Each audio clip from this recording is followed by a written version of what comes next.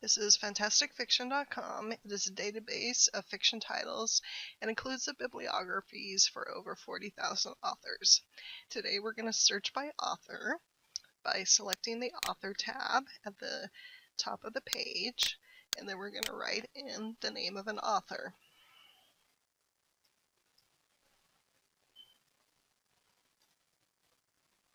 Then we're going to select Find.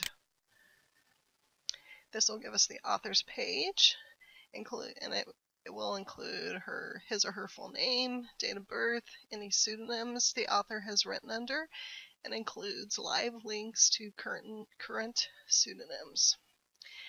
It also includes a very short biography of the author and lists the author's newest book or books and any upcoming releases.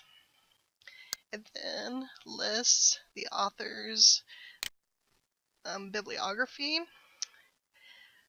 from oldest book to newest book, and this first part shows us which books were part of which series. For instance, these two books were part of the Coulter series and were written under the author's pseudonym Stephanie James. To learn more about one of the books, we would select on the book title, and it would take us to the book page.